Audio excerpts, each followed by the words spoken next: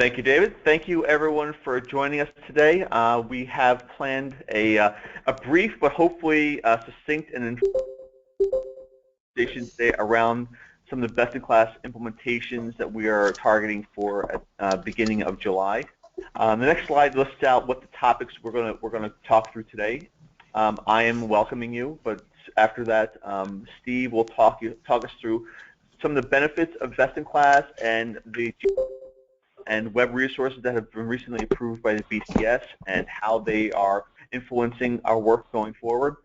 Eileen Harpel through the actual work request system as well, so we'll give you an inside view of how the new look and feel, and also not only are we what's being presented now, but also kind of what's on the horizon changes.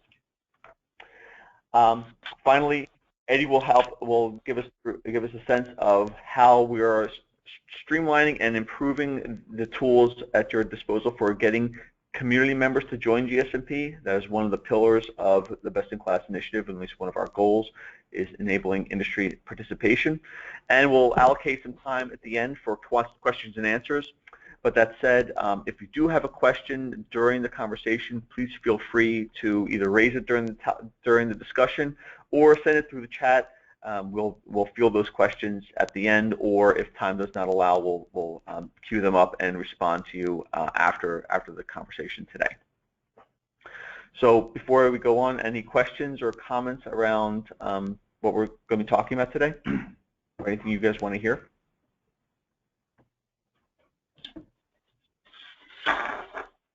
Mike, not yet. Just yes, Luke. Hi, how are you? Welcome. Thank you. Thank you for joining us. With that, I'll turn it over to Steve, then start off with our benefits. All right, great. Thanks, Mike. Go to the next slide. So we're talking about the best-in-class. You on the call know this well, so I'll be very quick. Is anything actually being displayed? I'm not seeing anything, or should I just restart? No, I think maybe. Is anyone else having trouble seeing? Besides, might need to share. Kevin? No, it's okay. We are seeing you. I'm good. Okay, I'll rejoin. Okay. So on slide 5, just this brief history. The project was started 3 years ago with the goal of making a step change in the GS1 service in terms of providing a great place to build standards. We interviewed lots of people at MOs, senior to very active industry participants, and even our internal staff came up with a list of I guess the overall conclusion, first of all, was that the process isn't bad, but that there are certainly improvements we can make to the way we execute the process, streamline it, and make it more transparent, that could be implemented to make it among the best in the world. And that's really our goal. Next slide. So there were three, for me, there were three major objectives that we aim to satisfy.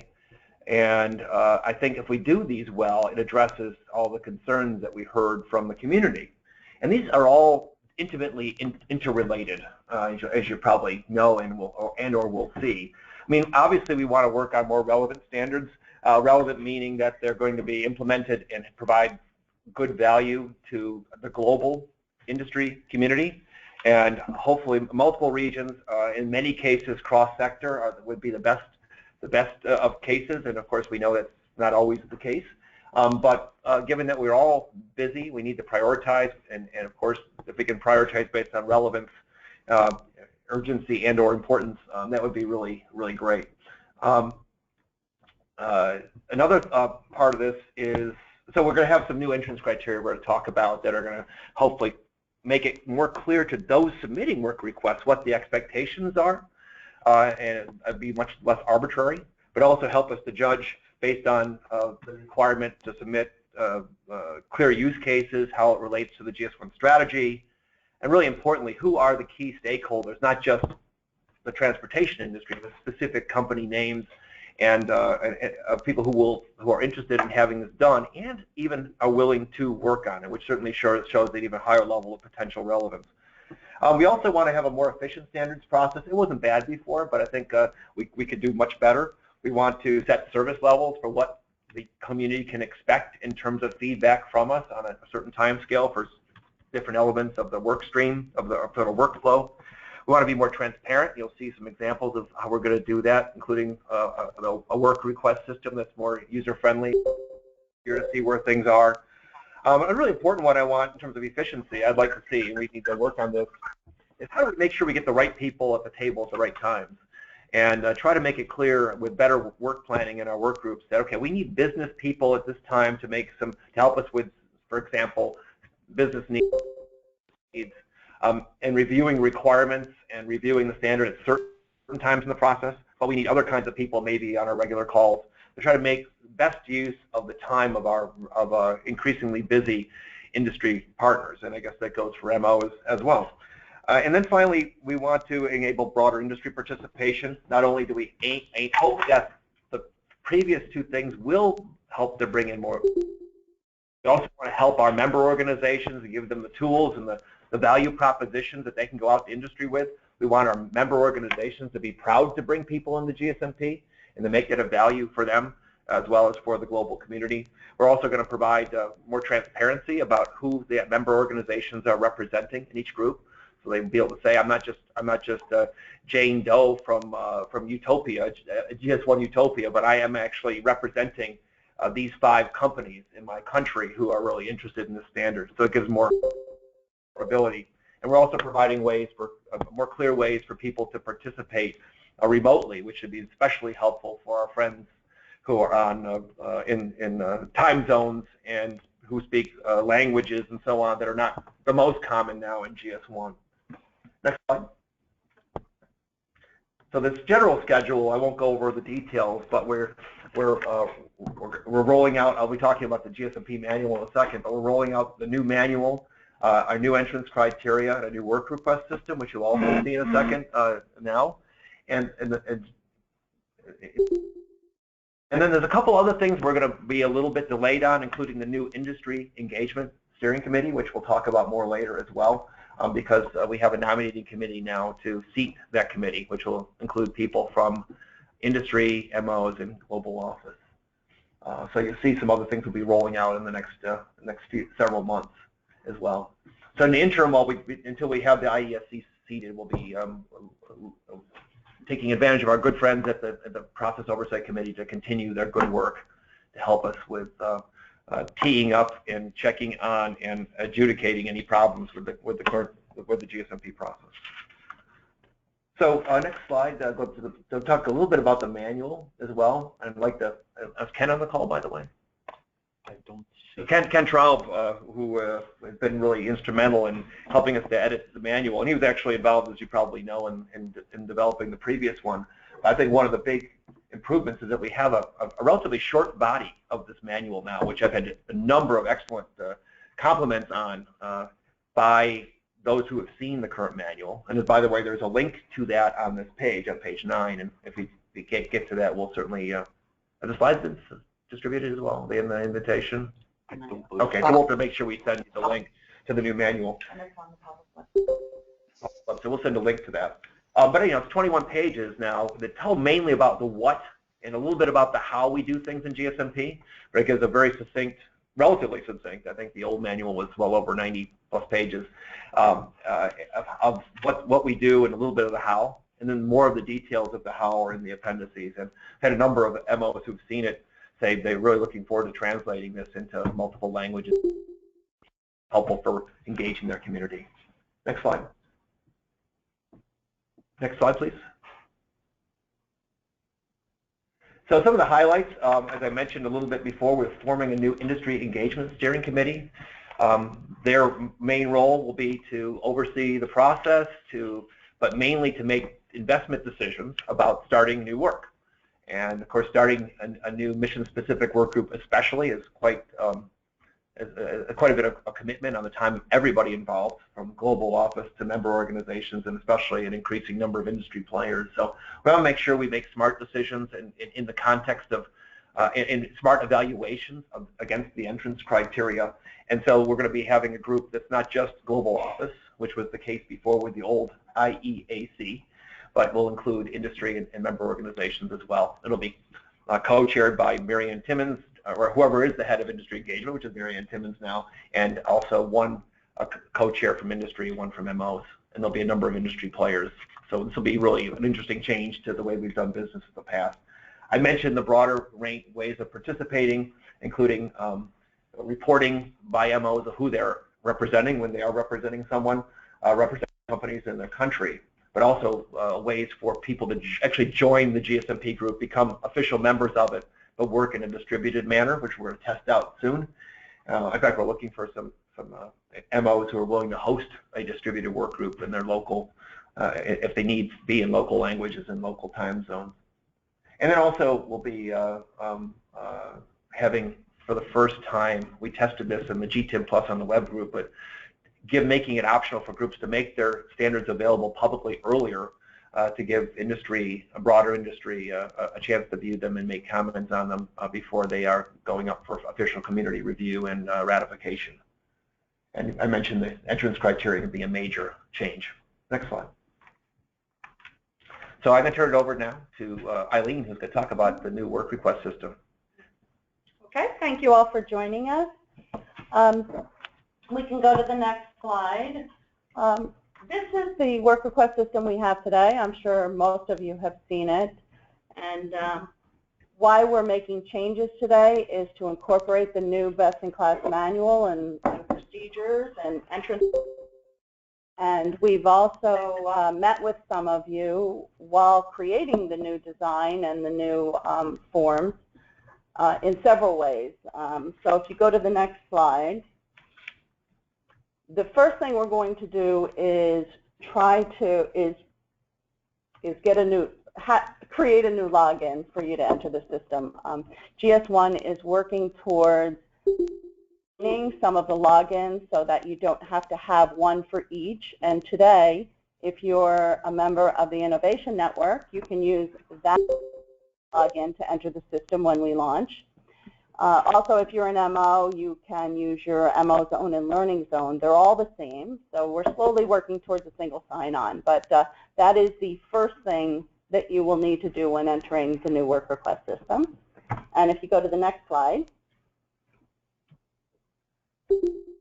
we're going to provide a new look and feel and make things easier. And a lot of this is from your feedback also, in meetings with our designers and also listening to your feedback over the years.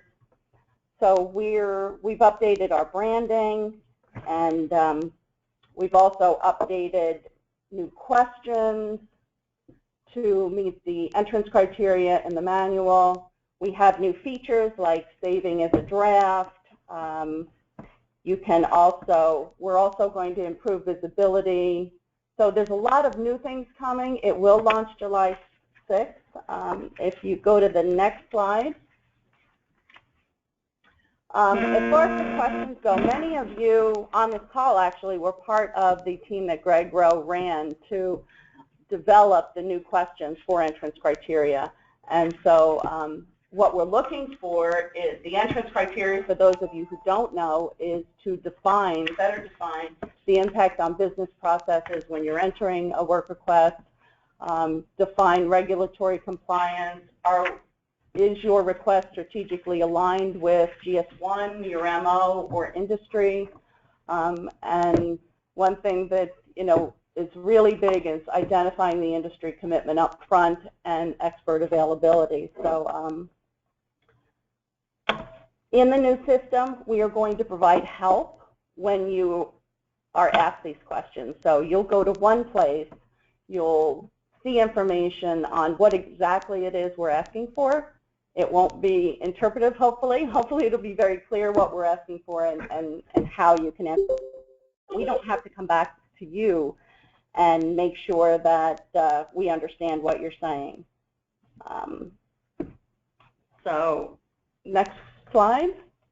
So once you enter the work request, as Steve was saying, the Industry Engagement Steering Committee, which is now being seated by a sub-team of the BCS, and we hope to have or in operation in the fall, I believe, They are going to take the criteria that you entered, the analysis that you worked with the GS1 team to provide a summary of your work request to the Industry Engagement Steering Committee, and they will approve the work that comes into GSMP. So, Steve, did you want to elaborate a little more on? Yeah, no, that's a great description. I think one of the key things we want is to set expectations better, so that people submitting work requests know what's expected of them, and we give them the help they need to get that, but that make it easier for others to submit, including groups of hopefully in many cases groups of companies and groups of MOs who are behind a certain effort, based on getting their work requests submitted through some single point of contact who we know is responsible for speaking for the group. And I think we're certainly maintaining some of the streamlining we've done already. For example, the use of standards maintenance groups. You'll see on the bottom track of making decisions about maintenance in-errata requests and sending them off to the right SMG, as we always have, but doing that in a very transparent way as well. Another part, by the way, the step 1.3, it says GLLP strategy resource check. Of course, in the end, we only have so many staff. Of course, many you all are in the same boat. So at some point, we have to make sure that we help based on IESC's recommendations, that we try to prioritize work requests as well and ensure that we can make sure adequately staff them when we commit to take something on. One thing I think we're going to try to do too is make some example work requests, whether they're fictitious ones or real ones, as the best practices, because I think we all understand there's no one size fits all. In the old GSMP there was a notion of 666, and it was kind of a 6 people on either side of the trading partner relationship and MOs or maybe a certain number of solution providers. But I think we also understand that coming in, different kinds of work efforts are going to require. And so we want to make sure we have the right flexibility. But we examples that here's a work request that makes a lot of sense for a very technical standard like UHF RFID UHF Gen 3 or something like that. Here's what that might look like and what kinds of group people we would want to be committed. And there's another one that may be a more business-oriented request that might be slightly different. So we'll think about that. Make it easy for you to see what a good one looks like. Okay. Okay. Next slide. So what you can expect from here is we're going to do an initial rollout of the work request system on July 6th, and that's going to incorporate the new manual processes and procedures. There'll also be a secondary rollout towards the end of the month where we have a better design, a portal where you go to one place, you find all the help you need, all the information, links to what you need, so that you don't have to go to the work request system to enter your work request and then maybe to the public website to find additional information if you get stuck. And keep in mind that the new the option to save as a draft is going to help, I think, as you develop your work request. So I'm just reading Natasha's comment, nice pick. So that's Henri to the second from the left. So that's going to roll out July 6th, and we welcome your feedback. As with everything, we want your feedback. We're going to access it, and we're certainly not going to stop here. I think this is just the beginning of what we're rolling out for Best in Class, and we plan on continuous improvement. So I'll turn it over to Mike for Eddie. I'm sorry, Eddie. Yeah. For the next one? Yep. Oh, yeah. Kind of went over that one. We went over that one already. Next one? Hi, everyone. Although there's been a lot of change regarding, for the best-in-class criteria, the how to join is going to be the same. Although what we're going to do, and this is just a slide of the kind of the steps, which I know all of you guys are familiar with, but this gives on joining GSMP. One of the tools and kind of experiences that we've had in the past that we're going to improve on is before, say for instance, someone would request, sign the IP, and that's kind of where it would be a stopping point for them. Now what we're going to do is we're going to engage them a little bit more, so that way we can get people who maybe just want to kind of broadly join GSMP, but kind of get them active in maybe some of the subgroups. That way we can kind of fan out the participation a little bit more, and we can, you know, better serve our customers, both ours and for the MOs, their customers as well. But those are kind of some things we're going to do, some more follow-ups, and, you know, make the join process as well as just the participation process a little bit nicer and easier for everyone.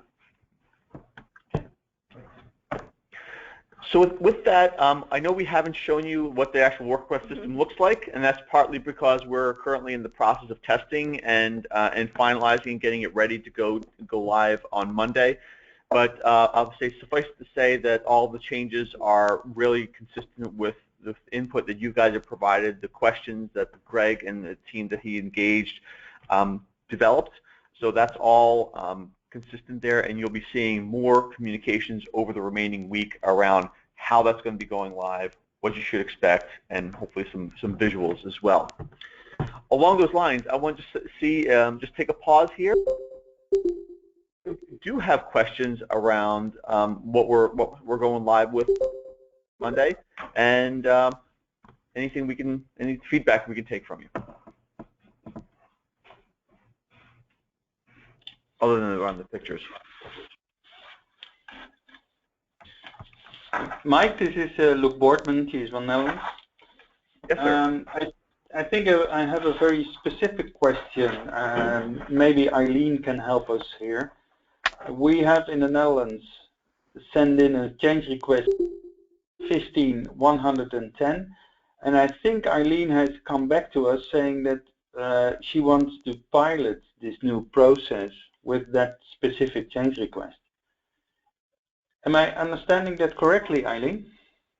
Yes, yes. So before we launch, we've been taking anything recently submitted to, instead of obviously operating today in yesterday's process, anything we get in new, we will be running through this new process. So yes, that is true. And if you want to talk about that offline, we can, unless you have a specific question. Well, I was wondering what the status of that pilot is, because I think we didn't have any information as of yet.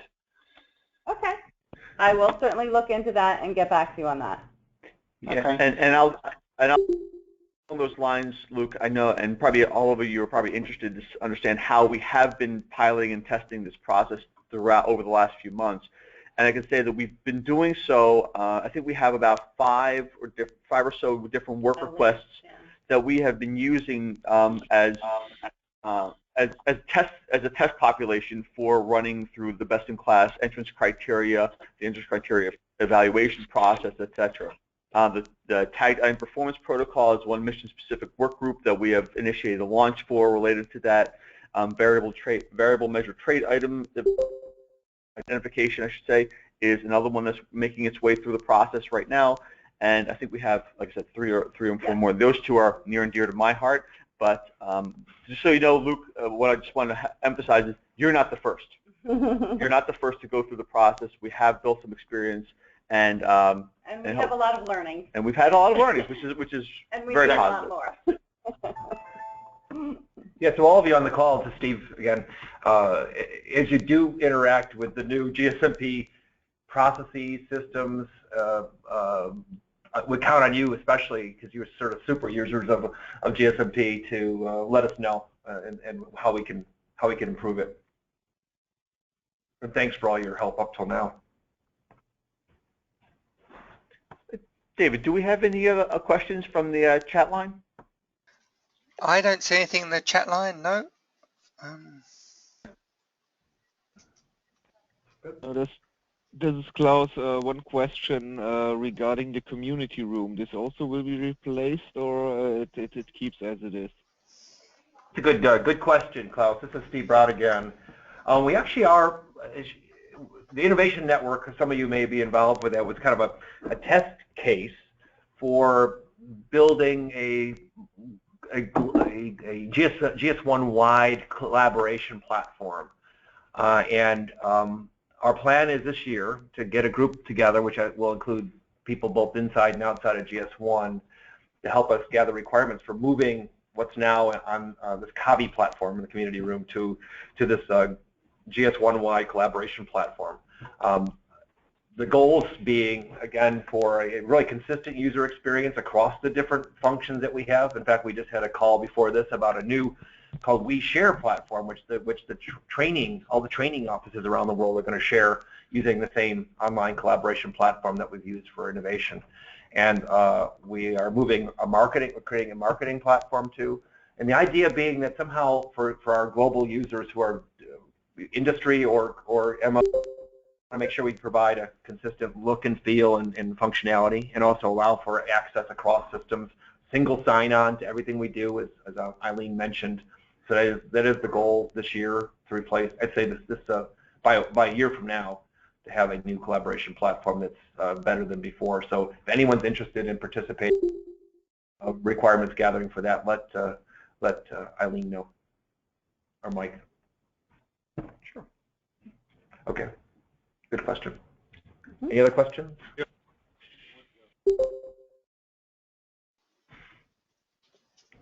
Okay, Okay. if there aren't any other questions, as Steve mentioned, please feel free to contact Eileen, David, Eddie, myself, anybody else that's on the contact team.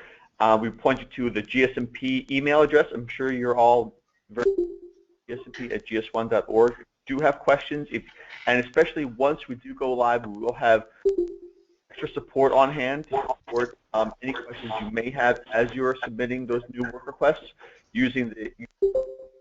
Please feel free to call us, email us, walk over if you're so lucky to be in the Princeton office also, and we'll be sure to give you whatever support we can. Thanks again for dialing in, and look forward to working with you as we continue to roll out Best in Class. Thanks, everyone. Thank you. Have a good rest of your day. Thank you. Bye.